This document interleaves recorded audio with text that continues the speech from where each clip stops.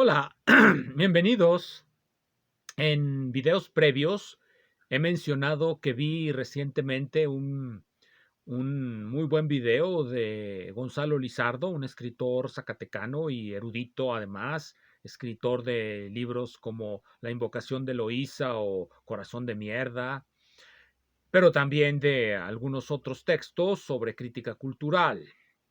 Lo que me gustó de esa conferencia es el ensamblaje que hace de tres autores bajo el concepto de hermetismo. Toma a Borges, toma a Salvador Elizondo, toma a James Joyce y los utiliza para ejemplificar la manera en cómo a través de una cierta interpretación de esa cosa que llamamos ocultismo, hermetismo o cualesquiera otra denominación que se le quiera dar a este tipo de actividad intelectual, se puede comprender lo que hacen en su obra Borges, Elizondo, James Joyce. También mencioné que yo soy un tanto impermeable al encanto de James Joyce y completamente escéptico de la literatura de Salvador Elizondo, lo cual deja a Borges. Borges es un viejo hábito mío de lectura, de vez en cuando lo leo, casi como un automatismo.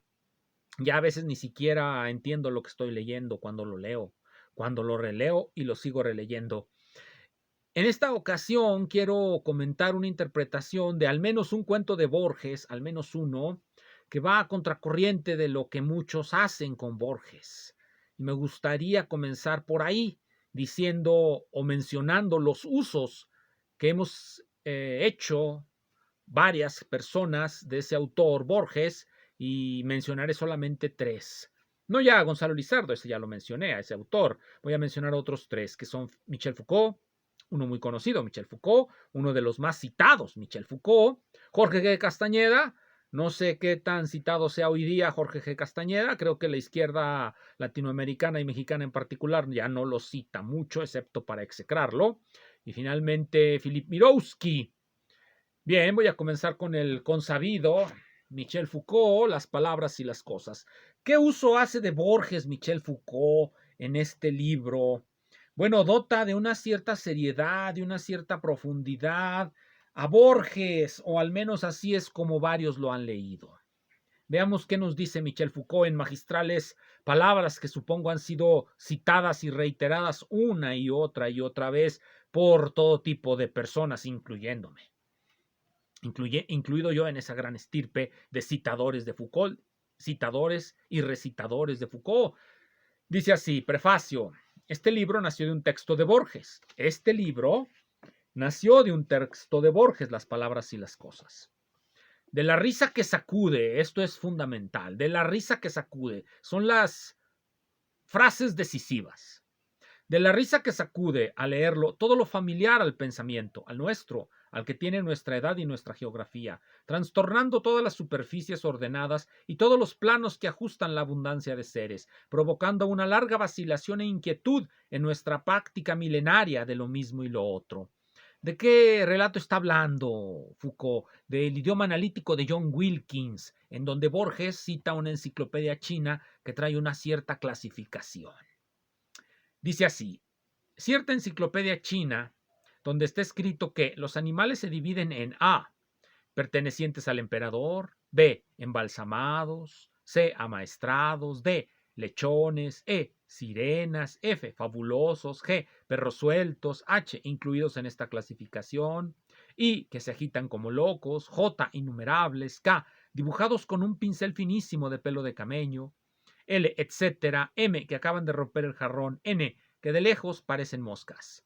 En el asombro de esta taxinomia, lo que se ve de golpe, lo que por medio del apólogo se nos muestra como encanto exótico de otro pensamiento, es el límite del nuestro, la imposibilidad de pensar esto. Nos está diciendo Foucault que nuestro pensamiento tiene límites y esa va a ser su tesis en este libro, Las palabras y las cosas.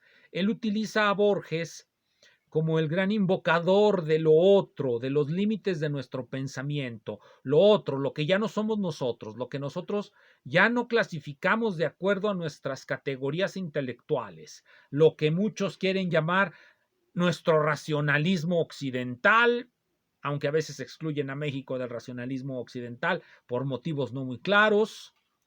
el racionalismo occidental o el pensamiento judio-cristiano.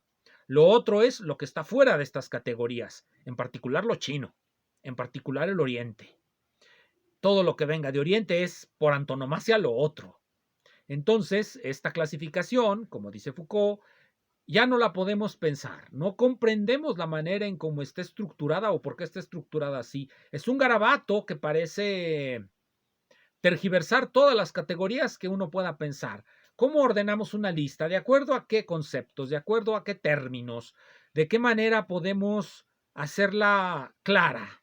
Ese cuadro es lo que nos va a hablar Foucault, el intento de la época clásica, como él la llama, siglos XVI y XVII, XVIII, siglos en los que se pretende comprender en cuadro a la naturaleza, a la economía, a la riqueza, perdón, a la riqueza, comprender en cuadro a la riqueza, a la economía y a la vida, a la riqueza, perdón, otra vez, a la riqueza, a la vida y al lenguaje, comprenderlos en cuadro.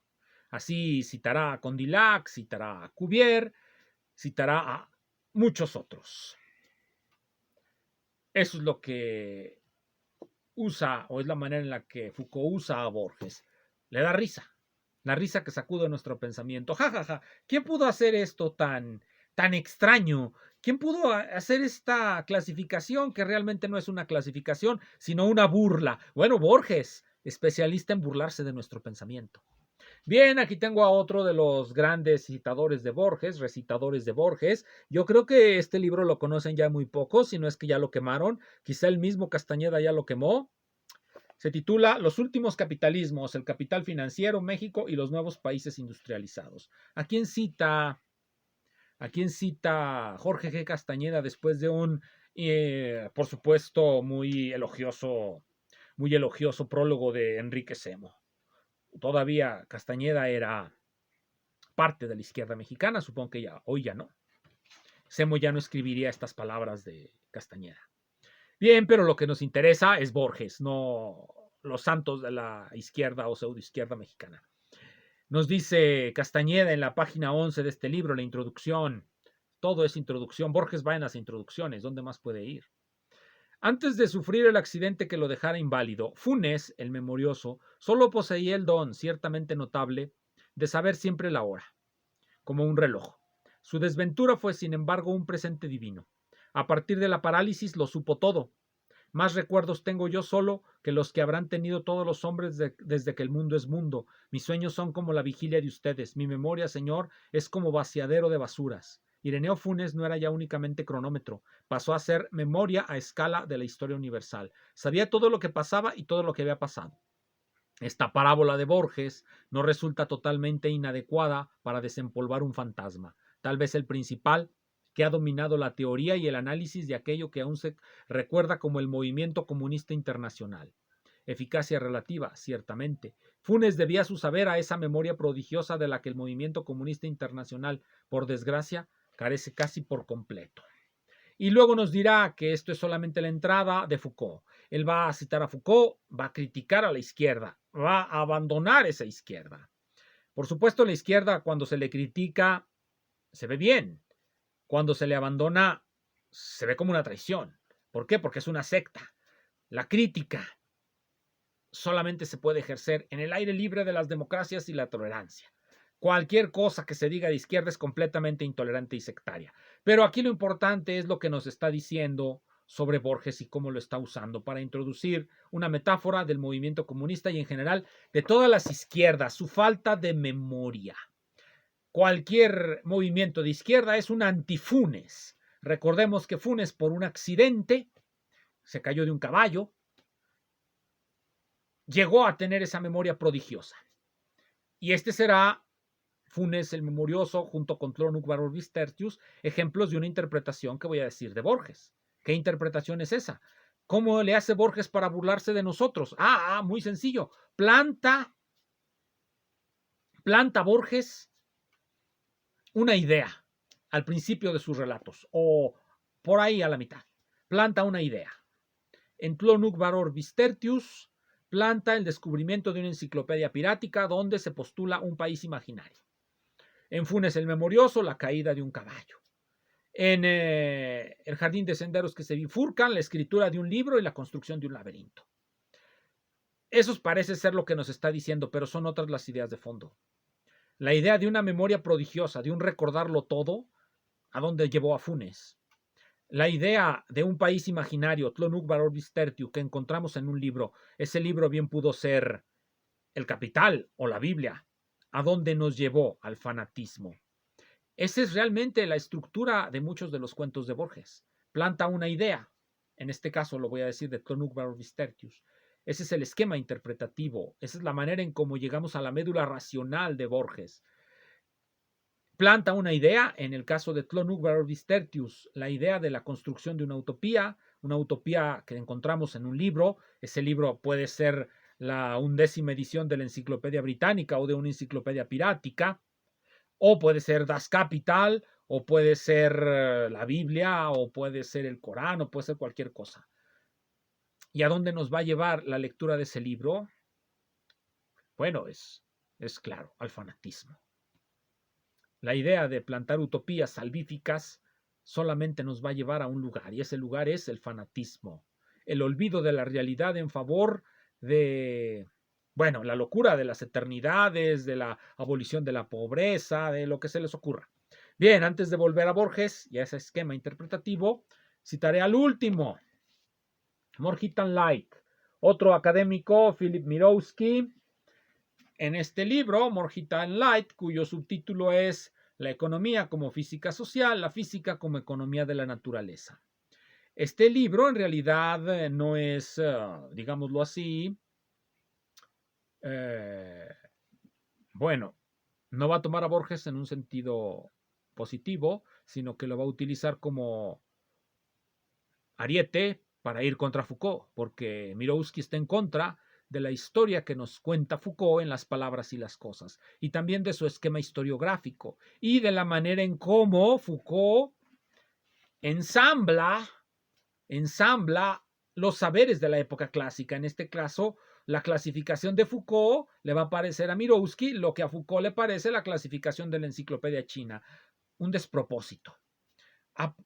¿Por qué Foucault va a juntar la vida con la economía, la vida con la riqueza, la vida con el lenguaje? ¿Por qué esos tres, esa triada? Bueno, sabemos por qué. Sabemos que para él esos son los orígenes de la economía, de la biología y de la lingüística. Sin embargo, en el sentido propio que Foucault les da, estas tres surgen como una ruptura con aquellos saberes.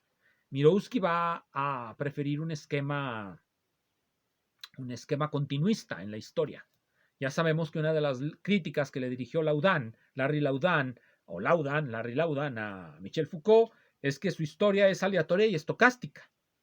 Su esquema historiográfico, el esquema discontinuista de Foucault, es aleatorio y estocástico, porque para él no es cierto, para Foucault, para el esquema discontinuista de la historia, no es cierto que de las consideraciones y reflexiones sobre la vida se siga la biología por algún tipo de nexo secreto. No, entre ellas no hay nexos secretos. Para Foucault, la biología y el análisis de la vida, el análisis de las riquezas y la economía están completamente aparte unas de otras. No hay nexos secretos, no es hermético, como lo quiere Gonzalo Lizardo, entre la biología y la vida, entre el estudio de la biología contemporánea y la vida tal cual se concebía por Cuvier y por Buffon. No hay nada que las conecte. No hay vasos comunicantes secretos entre ellas. Están completamente separadas. Ese es el esquema discontinuista de Foucault. Bien, Mirowski va a encontrar que tanto el esquema discontinuista como la clasificación, el esquema clasificatorio de Foucault, pues son equivocados, y él va a proponer aquí uno nuevo. En particular, a lo que se quiere oponer Mirowski, aparte de oponerse a ese esquema historiográfico de Foucault, es a la muy conocida interpretación de la economía como una física. Es decir, se opone a toda esa escuela, a la escuela de Lausana, la escuela de León Balrás, en cierto sentido de Poincaré, en cierto sentido de Pareto, que conciben que se puede hacer una economía como una emulación de la física. Y él está en contra de eso. Él nos va a decir que la economía es cualquier cosa menos parecida a la física y que es un error considerarlo así. En ese sentido, bueno, tampoco es marxista, tampoco considera que la dialéctica de Marx o la dialéctica hegeliano-marxista tenga alguna capacidad de éxito en la explicación de la estructura económica. Pero eso lo dejaremos para otra ocasión. Philip Mirowski, más calor que luz. Aquí lo que nos interesaba era su cita de Borges, pero no la dije, me fui a explicar directamente su punto de partida, pero no. Lo que cita Mirowski es la esfera de Pascal, y comienza así. Uno de los grandes escritores del siglo XX, el argentino Jorge Luis Borges, una vez escribió un ensayo titulado La espantosa esfera de Pascal. Aquí se titula La espantosa esfera de Pascal en inglés, porque los ingleses nos quieren revelar de qué trata el ensayo desde antes de que lo leamos, y no simple y sencillamente la esfera de Pascal, como va en español. Pero bueno, así son los traductores, traidores. Comienza con una parodia. Él sí se da cuenta que Borges nos está dando una parodia, con una parodia exquisita de la voz académica. Puede ser, lo estoy traduciendo, por lo tanto Borges, bueno, ¿para qué lo traduzco si aquí lo tengo? ¿Para qué traducir el mal inglés en mi mala traducción si aquí viene precisamente la esfera de Pascal? No se llama la espantosa esfera de Pascal, como quiere el traductor inglés. Traidores. La esfera de Pascal, 159. ¿Cómo empieza la esfera de Pascal? Empieza así. Quizá la historia universal es la historia de unas cuantas metáforas. Bosquejar un capítulo de esa historia es el fin de esta nota. Y al final nos dice, porque esto es importante, y es importante en Borges, los finales son importantes en Borges. Quizá la historia universal es la historia de la diversa entonación de algunas metáforas, de la diversa entonación de algunas metáforas. ¿Qué metáfora es? La que ya hemos hablado. Dios es una esfera infinita, cuyo centro está en todas partes y circunferencia en ninguna. Pascal la entona de diferente manera. Dios es una esfera espantosa, aquí lo dice, una esfera espantosa cuyo centro está en todas partes y la circunferencia en ninguna. Es decir, la historia universal es la historia de cómo entonamos de manera diferente unas cuantas metáforas. En este caso, esa metáfora que viene desde el pasado y que tiene orígenes herméticos, o que el hermetismo es una de sus tantas instancias o modalidades, y que en Pascal, en lo que sería el principio de la modernidad occidental, ya es algo espantoso. Dios es algo espantoso, una esfera espantosa. Ya no ininteligible o inteligible, sino simple y puramente espantosa. Se entona de otra manera. Bien, esto es porque Mirowski, nuevamente, lo que ya dije, quiere oponerse a Foucault. Y a Foucault le opone precisamente la esfera de Pascal. Les pone la esfera de Pascal y nos va a platicar por qué es tan odiosa, por qué es tan risible, por qué él se sacudió de risa, supongo, cuando leyó las palabras y las cosas y vio el acomodo que dio Foucault a sus categorías filosóficas, porque pues eso es lo que es las palabras y las cosas, un libro de filosofía de la ciencia. Por lo tanto, ahí lo que tenemos es una filosofía de la ciencia, del desarrollo de la ciencia y de la ciencia misma. Y como es un desarrollo que incluye a la filosofía, pues no es lo que se dice una historia vertical de la ciencia, sino una historia horizontal, por utilizar la horripilante terminología de algunos historiadores de la ciencia. Bien, volvamos a Borges. La idea fundamental es esta. Tlon Uqbar Orbis Tertius.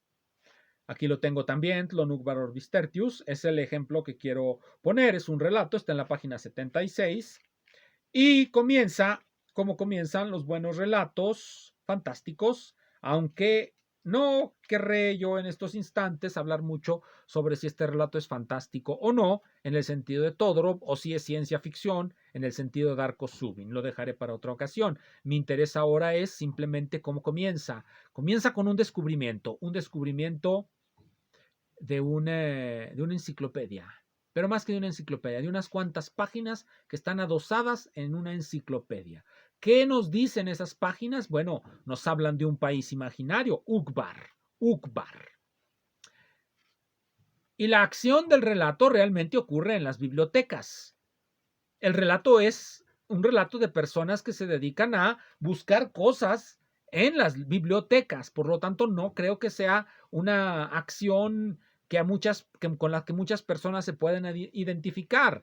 Yo pienso que un 70% de las personas de este mundo desprecian las bibliotecas y desprecian los libros. Bien, eso hace Borges. Está hablándonos de algo que se descubrió en una biblioteca y nos va a dar citas y más citas, nos va a hablar de Herbert Ashe y cómo descubre que en realidad es toda una secta, que está primero unas pocas páginas extrapoladas ahí en una enciclopedia, después toda una enciclopedia, bueno, primero un tomo, después toda una enciclopedia y finalmente cuando la gente, porque nos va diciendo que la gente se va habituando a esas mentiras, a esas irrealidades para escapar de su realidad y al final nos dice las palabras fatales. Vamos a las palabras fatales. Siempre las tengo subrayadas, por eso me gusta tener estos libritos para subrayarlos. Casi inmediatamente la realidad cedió en más de un punto. Lo cierto es que anhelaba ceder. Hace 10 años bastaba cualquier simetría con apariencia de orden, el materialismo dialéctico, el antisemitismo, el nazismo, para embelezar a los hombres. ¿Cómo no someterse a Tlón, a la minuciosa y vasta evidencia de un planeta ordenado? He ahí se está burlando de nosotros. Ante un planeta, ante una imaginación, ante algo que nos prometen y que se vea más o menos coherente, aunque sea de la más grande de las incoherencias, con que aparente ser coherente, vamos simplemente a caer. Los seres humanos anhelan caer en el fanatismo, están deseosos de ser irracionales. Eso es lo que nos está diciendo Borges. Los seres humanos están deseosos de ser irracionales porque el cuento no tiene más acción que esa y es una acción ominosa. Tlón se adueña del mundo. ¿Qué es lo que se adueña del mundo? Una doctrina fantasmagórica, una doctrina mentirosa. Y nos lo dice así, bueno, pues los hombres anhelan caer. Antes creían en el antisemitismo, antes creían en el materialismo dialéctico, hoy día algunos creen en Hegel y el día de mañana algunos van a creer en el hermetismo, o ya lo creen. Y todos nosotros, los que no creemos en eso, sino que predicamos la racionalidad, pues nos vamos a dedicar a hacer traducciones de libros para que otros las lean. Muchas gracias.